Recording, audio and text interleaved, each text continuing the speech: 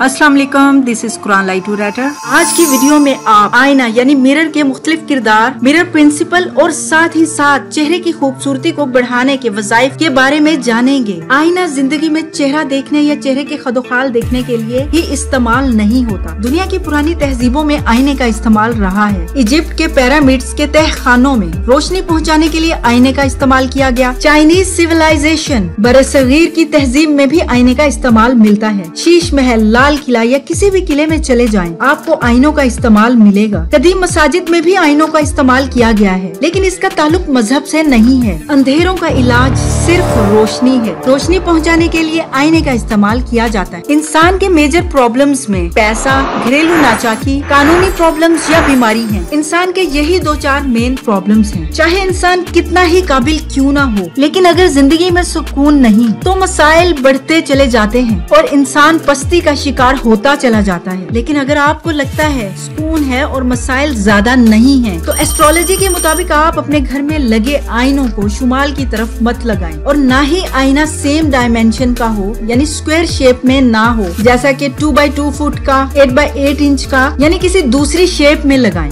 अगर घर में कानूनी मसाइल हैं तो स्क्वायर आईना जैसा कि 1x1 फुट का या 8x8 इंच का फेसिंग साउथ लगा दें, आपके मसाइल हल होना शुरू हो जाएंगे। इसी तरह अगर पैसे के मामलात खराब हैं तो स्क्वायर आईना फेसिंग वेस्ट लगा दें। अगर आपका कोई ड्रीम या गोल है तो मिरर प्रिंसिपल आपकी मदद करेगा। आप नोटिस करें कि जिंदगी में आपको कोई ना कोई शख्स ऐसा जरूर मिलता है जो हमेशा खुश नजर आता है। वो खुश इसलिए होता है कि उसको सिचुएशन फेवर करती है। कोई ना कोई शख्स उसे ऐसा जरूर मिलता है जो उसे फेवर करता है और उसके साथ अच्छी चीजें होती चली जाती हैं। इसी वजह से वो नेगेटिव सिचुएशंस में भी खुश नजर आता है। पता है क्यों? क्योंकि उसने अपनी इनर वर्ल्ड को कंट्रोल किया होता है। मिरर प्रिंसिपल भी हमें यही बताता है कि एक अंदर की दुनिया होती है और एक बाहर की दुनिया। अब आईना क्या करता है, उसके सामने जो भी रखो वो सेम वापस रिफ्लेक्ट करता है। आईना हमें बताता है कि जिस तरह की सिचुएशन आप अपने अंदर फील करते हैं, वैसे ही बाहर की सिचुएशन होना शुरू हो जाती है। और अगर आप चेहरे के हुस्न जमाल को बढ़ाना चाहते हैं, चेहरे की खूबसूरती बढ़ाने का वजीफा बताने से पहले आपको ये बताती चलूं कि ये वो चीजें हैं जो हमारी तहजीबों में मौजूद हैं। अगर आप अल्लाह से जुड़े हुए हैं, आपके अंदर अल्लाह का एहसास है, तो फिर किसी से कुछ पूछने की जरूरत नहीं। ये तो सारे सेकेंडरी सॉल्यूशंस हैं। अब बात करते हैं चेहरे के हुस्न जमाल को बढ़ाने के राज और वजीफा के बारे में। आप जब भी चेहरे को धोएं तो 3 बार हवा